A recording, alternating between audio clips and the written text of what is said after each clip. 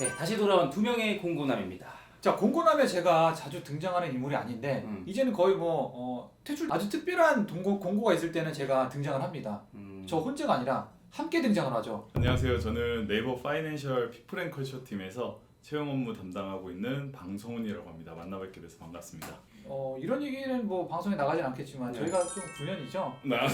작년 하반기에 저희가 어떤 업체와 이렇게 영상을 진행할 때 그때 담당자셨어. 근데 그때는 네이버 파이낸셜 소속이 아니었고 그때에 의해서 두 번째로 저희가 인연을 맺게 됐어요. 오늘 네이버 파이낸셜도 좀 솔직하게 편안하게 소개 좀 부탁드리겠습니다. 네이버 파이낸셜이 좀 생소한 기업이 저희한테는 잘 알고 계시는 간편 결제 서비스인 네이버 페이를 시작으로 저희가 2015년부터 처음에는 네이버 안에서 CIC 형태로 이제 계속 사업을 영위해 오다가 2019년 11월에 저희가 단독으로 좀 분사를 했고 앞서 말씀드렸던 페이 서비스는 계속 진행을 하고 그 외에 이제 금융 사업들을 좀 전개하기 시작했어요. 일반 금융업계랑 좀 다르다는 거는 보통 이제 잘 아시는 핀테크? 네, 핀테크가 이제 금융업계에 기반으로 해서 IT 기술을 얻는 거라면 저희는 이제 IT 기술을 기반으로 해서 금융을 얻는 테크핀 업체로 이제 성장하려고 좀 많이 노력을 하고 요 있습니다. 테크핀이란 단어가 굉장히 많이 나와.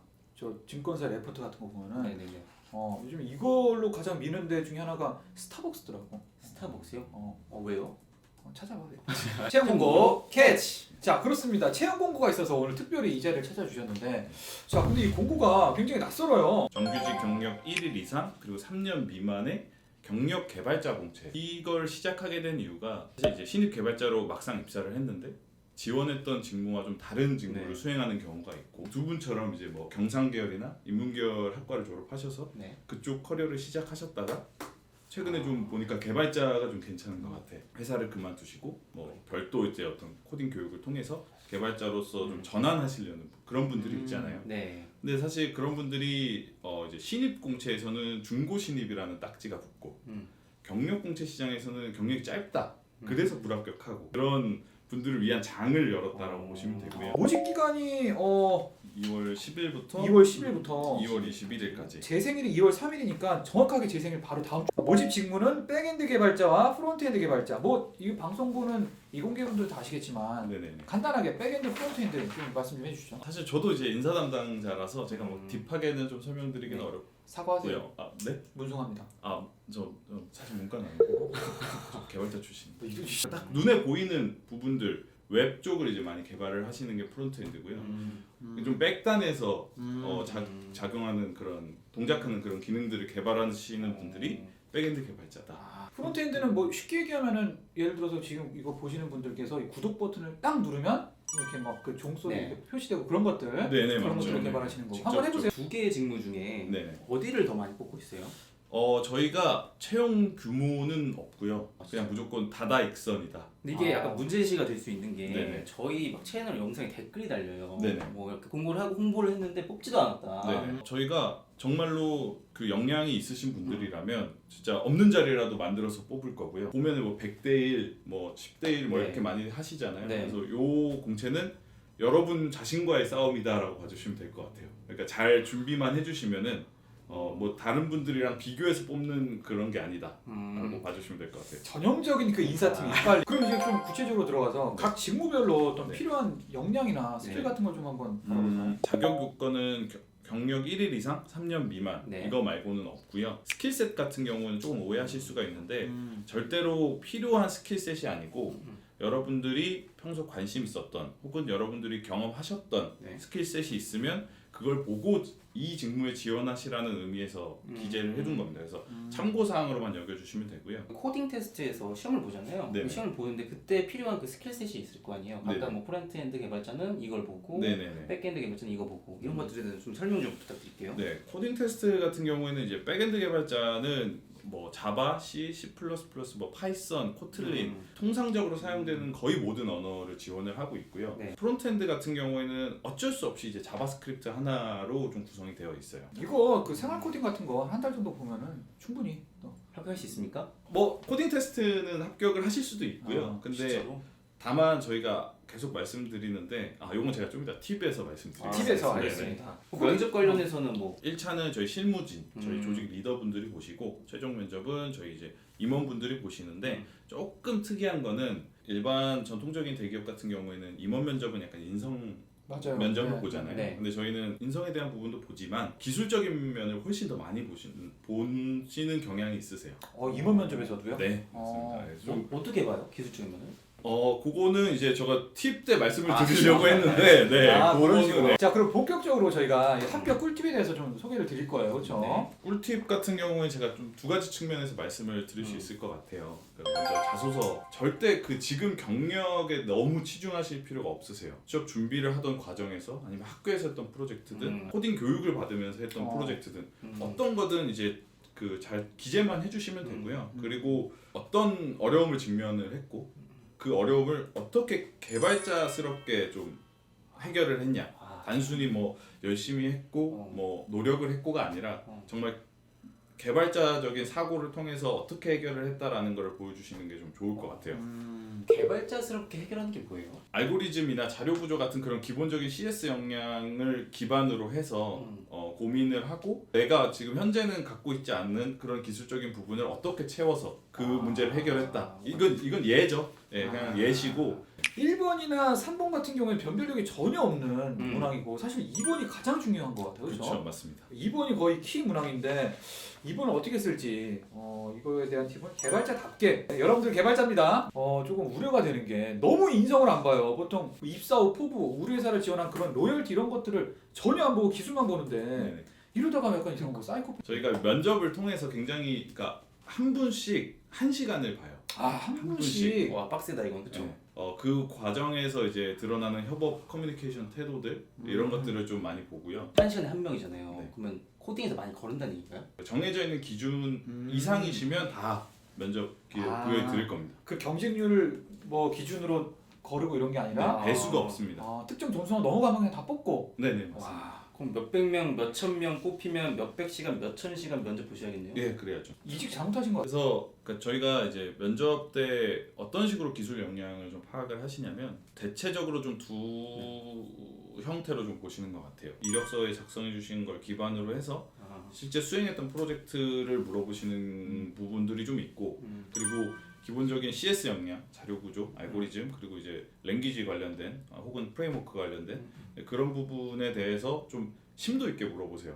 뭐 이것도 예를 들어서 말씀을 드리는 건데 뭐 자바를 했을 때 자바 하면서 이런 부분이 어렵지 않았나요? 라는 질문이 그게 네 하고 끝날 질문은 아니잖아요. 그렇죠. 네, 얼마나 이분이 딥하게 그 기술까지 써봤구나 네, 이런 거를 또 여쭤보는 거거든요. 어떤가요? 면접 분위기나 뭐 이런 것들?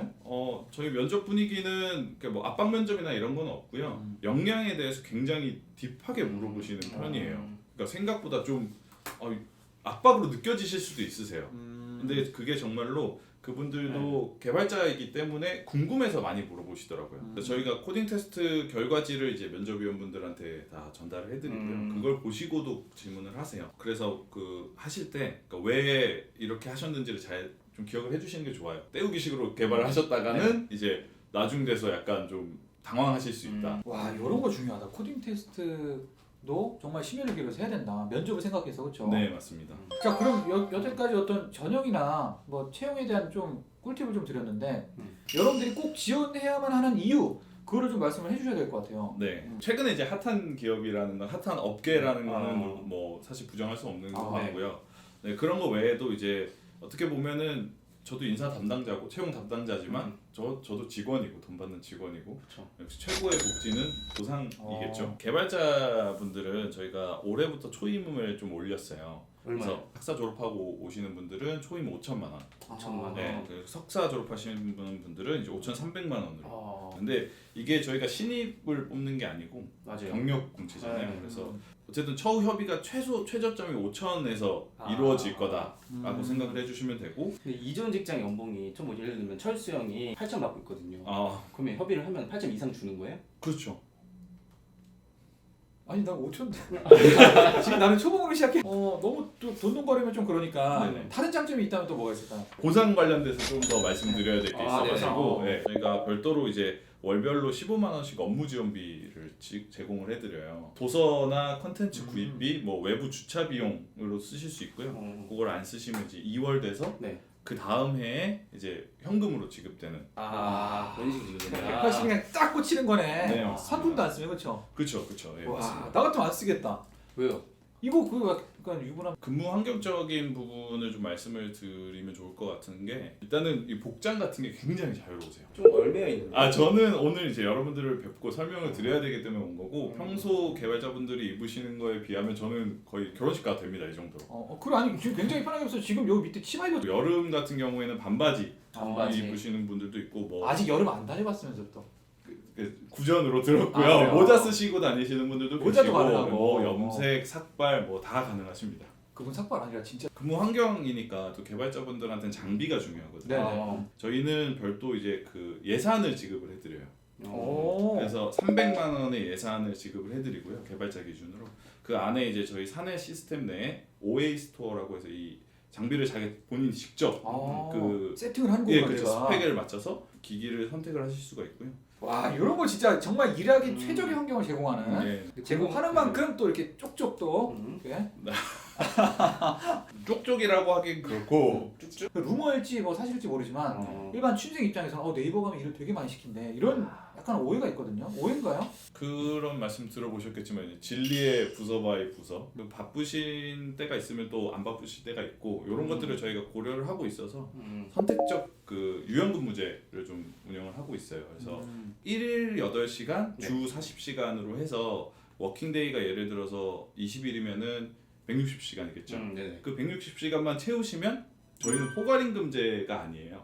그래서 이제 연장 근무를 1분이라도 하시면 그거에 따른 야근 수당 뭐 추가 수당 이런 걸 또 지급하는 그런 시스템이구나. 회사 단점도 해주시면 안 돼요? 그래 단점. 단점 뭐가 있을까요? 단점이요. 단점은 교통편. 교통편이 조금 애매한 게 근무지 어디죠? 맞아 어디죠? 그 정자동 쪽에 있는 그린 팩토리. 급해. 그 역에서 조금 도보로 한 10분 정도 걸리고요. 버스가 있긴 한데 10분이면 우리가 지금 도보 15분. 자 이렇게까지는 많은 얘기 해봤는데 사실 정말 대학생들이나 취준생들은 신입들은 아니 왜 그 신입을 안 뽑냐 이런 불만이 있을 수 있어요. 네. 신입 공채는 없어진 건가요? 아니요, 신입공채도 계속 진행을 하고요. 근데 저희 같은 경우는 신입공채는 이제 네이버 계열법인이 전체로 진행을 하고 있어요. 네, 그래서 그 부분도 계속 진행이 되니까 잘 보고 계시다 그쪽 지원해 주시면 될 것 같고 그 외에 이제 3년 이상 경력 있으신 분들도 저희가 별도 계속 공채를 진행을 하고 있거든요.